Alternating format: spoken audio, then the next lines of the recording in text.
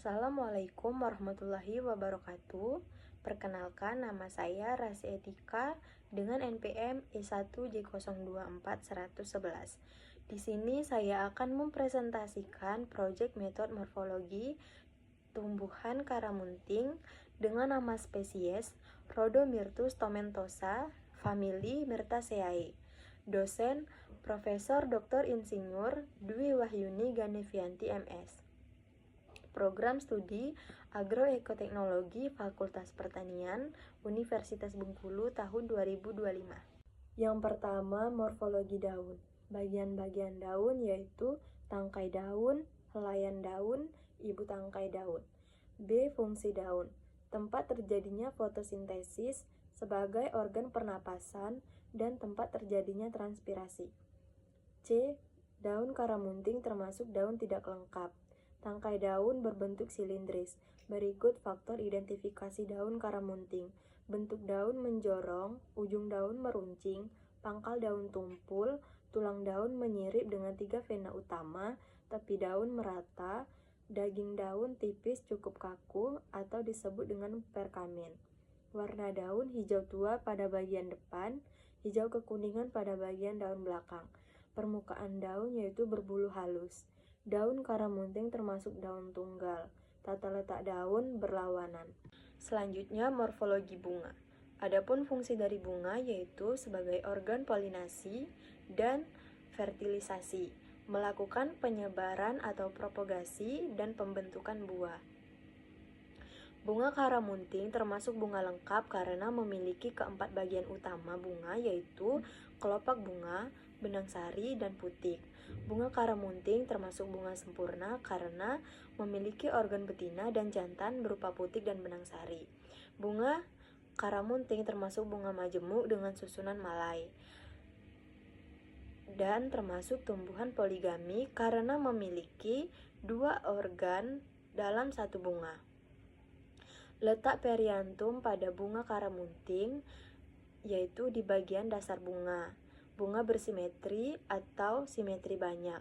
Bentuk reseptakulum pada bunga karamunting yaitu termasuk epigen karena memiliki ovarium tenggelam. Bentuk kelopak beraturan, bentuk mahkota tumbuh lepas atau bebas. Pada penyerbukan bunga karamunting yaitu penyerbukan ganda dan perantara penyerbukan binatang. Morfologi biji. Bagian-bagian biji yaitu kulit biji, tali pusar, inti biji, plumula, dan radikula. Pada biji karamunting memiliki karakteristik sebagai berikut. Berukuran kecil 1-2 mm, bentuk biji bulat atau oval, berwarna coklat, permukaan biji kasar dan bertekstur keras. Jumlah daun lembaga pada biji karamunting yaitu 2 karena termasuk tumbuhan dikotil. Tipe perkecambahan yaitu di atas permukaan tanah atau epigel. Selanjutnya, morfologi batang. Sifat batang yaitu tumbuh ke atas, bercabang, berruas-ruas, dan tidak hijau. Fungsi atau tugas pada batang karamunting yaitu mendukung bagian-bagian tumbuhan yang ada di atas tanah, melakukan transpirasi, dan menimbun zat-zat makanan cadangan. Batang karamunting termasuk batang tidak jelas. Bentuk batang bulat atau teres, permukaan batang banyak lentisel. Morfologi percabangan batang. Percabangan batang karamunting bersifat simpodial karena pada batang karamunting, batang pokok susah ditentukan. Bersifat sirung panjang karena cabang tumbuh, memanjang, dan berfungsi sebagai perpanjangan batang. Arah tumbuh cabang batang condong ke atas karena karamunting tumbuh sebagai semak tegak.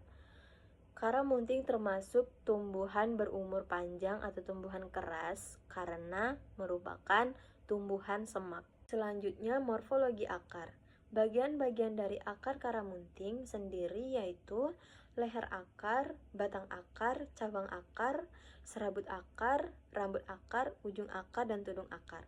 Sistem perakaran pada akar karamunting yaitu pertama, akar menyebar secara horizontal, yang kedua, tumbuh melebar di sekitar tanaman, dan yang ketiga, memiliki cabang kecil yang meningkatkan daya cengkraman tanah. Fungsi daripada akar karamunting yaitu yang pertama, memperkuat berdirinya tumbuhan, dan yang kedua, menyerap air dan zat-zat makanan yang terlarut di dalamnya. Morfologi organa metamorfa dan organa aksesoria. Organa metamorfa adalah yang berasal dari organ utama seperti batang, daun, dan akar yang telah berubah struktur, bentuk, dan fungsinya. Pada tumbuhan karamunting tidak memiliki organa metamorfa. Yang kedua, organa aksesoria. Organa aksesoria adalah organ tambahan pada tumbuhan untuk beradaptasi dan perlindungan seperti trikoma, duri, dan nektarium. Pada tumbuhan karamunting memiliki organa aksesoria yaitu trikoma rambut halus yang terdapat pada permukaan belakang daun. Manfaat daripada tumbuhan karamunting yaitu manfaat sebagai obat herbal seperti mengobati diare, meningkatkan daya tubuh, menjaga kesehatan tulang, dan ekstrak batang dapat mempercepat penyembuhan luka. Manfaat sebagai antioksidan yaitu bunga memiliki aktivitas antioksidan yang paling besar. Daun mengandung senyawa flavonoid yang mempunyai aktivitas antioksidan sebagai antidiabetes. Dan yang terakhir, ekstrak antosianin pada buah karamunting mempunyai aktivitas antioksidan yang kuat. Baiklah, itulah tadi pemaparan hasil dari proyek metode morfologi tumbuhan karamunting ini. Apabila adanya kekurangan, saya mohon maaf. Saya akhiri. Wassalamualaikum warahmatullahi wabarakatuh.